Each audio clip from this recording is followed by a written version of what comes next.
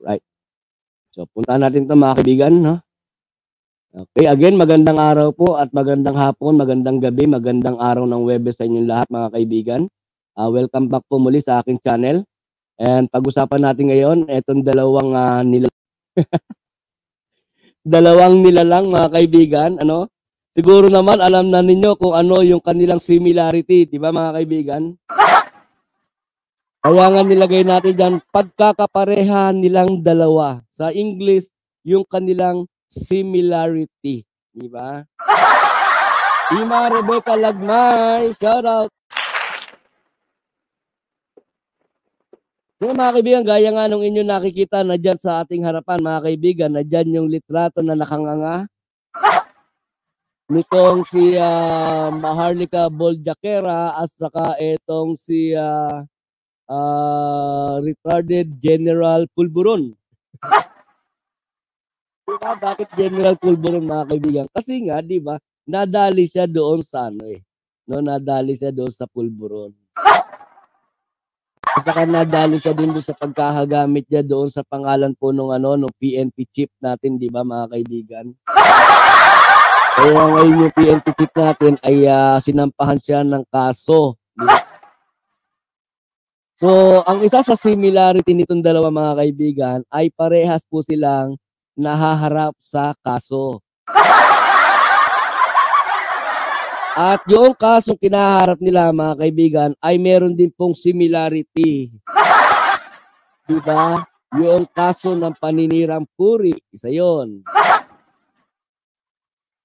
Sabi ni Kapitan Dong, buhay pa ba yung General Pulburon na yan? Yun nga ay tatanong natin mamaya, bakit tila parehas din sila ni Maharlika na nananahimik na rin?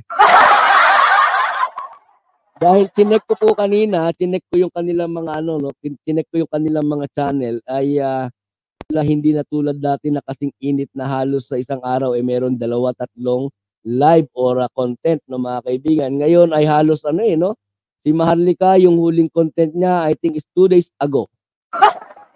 Dati hindi nagpapatlang itong si Maharlika sa pagko-content, 'di ba? Dahil napakarami niyang nakukuhanan ng mga source di mano, 'di ba? Sa dami ng kanyang mga puting ahas, kaya kulang yung 1, 2, 3 content sa isang araw para kay Maharlika. Di ba? Pagkatapos ito namang si General Pulburon, mga kaibigan, sa dami ng kino-content ni Maharlik, sinusundan din. Kaya nakakapagtaka pagka binisita nyo yung kanilang mga channel ng mga kaibigan, pwede nyo naman bisitahin, wag nyo na lang panoorin, di ba? Mapapansin ninyo ba? May mga patlang na sa kanilang mga content. Dati araw-araw Dati kung ilang beses mag-content itong si Maharlika, ganun din tong si General Pulburon mga kaibigan. So, ano ang similarity mga kaibigan? Ano pa ang isa sa mga similarity? Ang bilis ng karma. Parang kinukulam ako mga kaibigan, biglang pitik ng ulo ko. Biglang pitik ng ulo ko, biglang sakit ng ulo ko, buenas na yan, oo.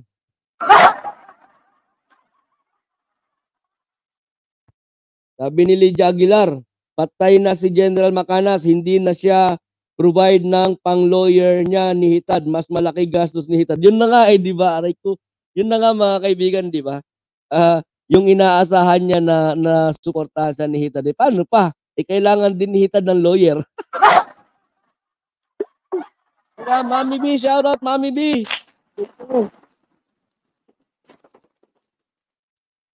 Hindi, mas biglang lakas ng karma mga kaibigan, nakarma kagad ako. Utang na rin ko, sakit tayo. Biglang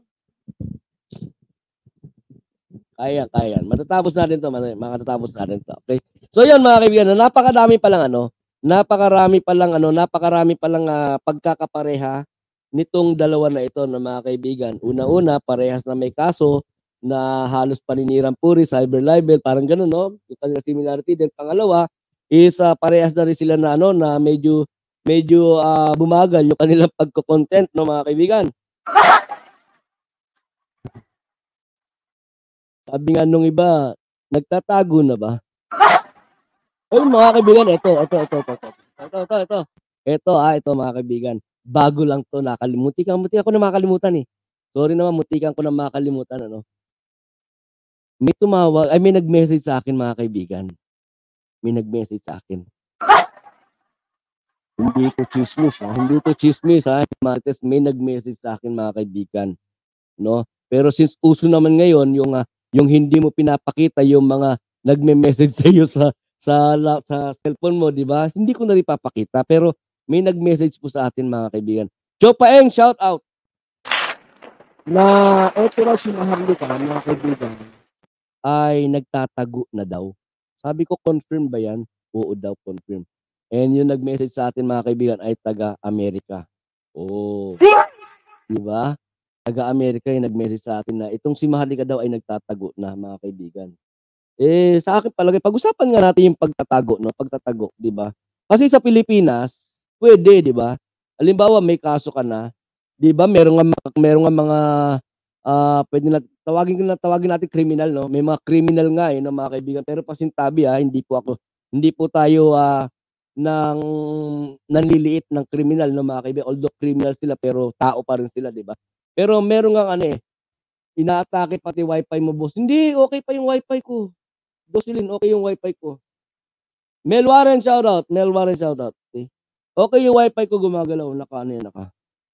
Tinitingnan ko yung wifi gumagalaw. Saka hindi pa lumalabas yung wifi icon, no?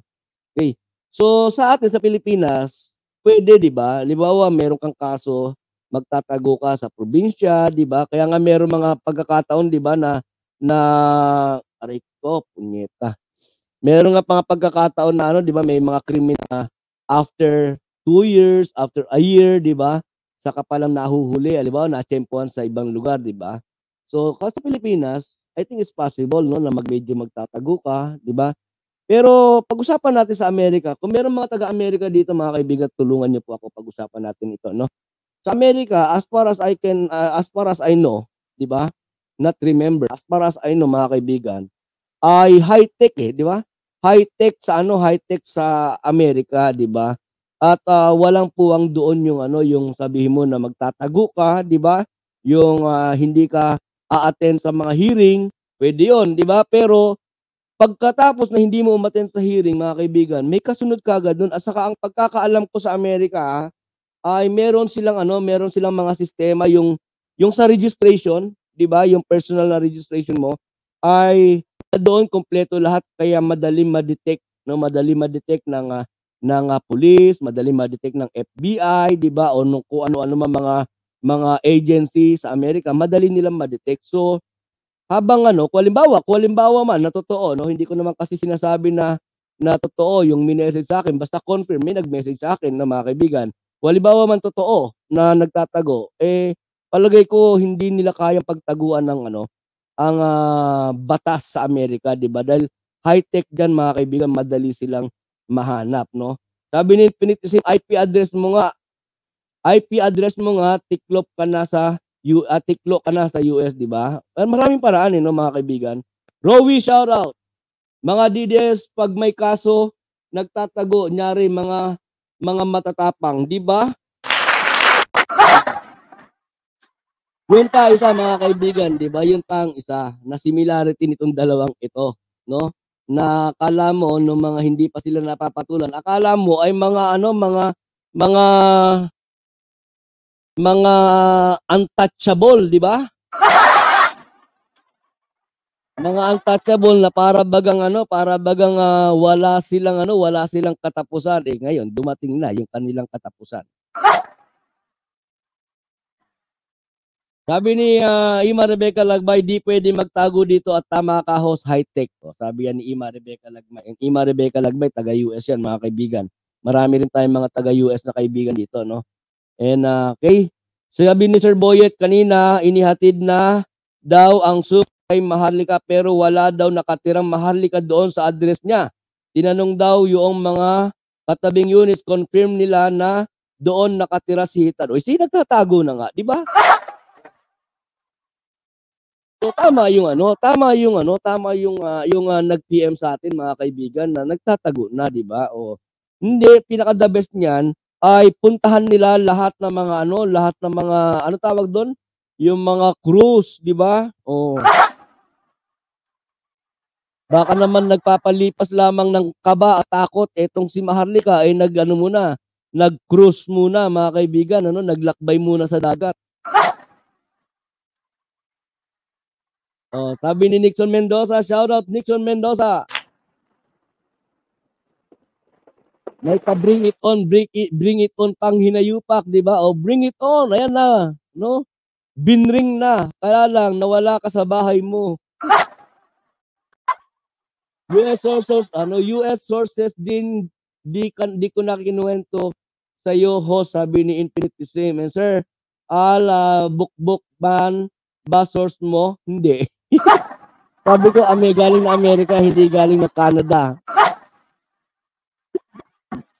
May Lady Rowie, shout out from Chopaeng. So yan mga kaibigan, ang similarity lang, medyo lagumin na natin. Ang similarity lamang nitong dalawang ito mga kaibigan, yun nga, parehong matapang, di ba? Parehong matapang, parehong tila walang kinatatakutan pagdating sa pagko-content nila, di ba? Pero dumating yung time, mga kaibigan, na yung akala nila sa sarili nila ay mga untouchable sila, di ba? Eto na, di ba? Dumating din sila sa kanilang katapusan, di ba mga kaibigan? Dumating na rin sila sa kanilang katapusan. So eto, tapos na to. Okay. Wait lang mga kaibigan para hindi ako malito. So, yan po yung ating ano ang masasabi po ninyo dito sa ating content na ito sa pagkakaparehan nilang dalawa o similarity nitong dalawang vlogger na ito mga kaibigan na parehas na nahaharap ngayon sa mga asunto. Kung meron po kayong mga opinion, ay please don't hesitate to comment on our comment section dyan po sa baba, no? At magandang araw po sa ating lahat.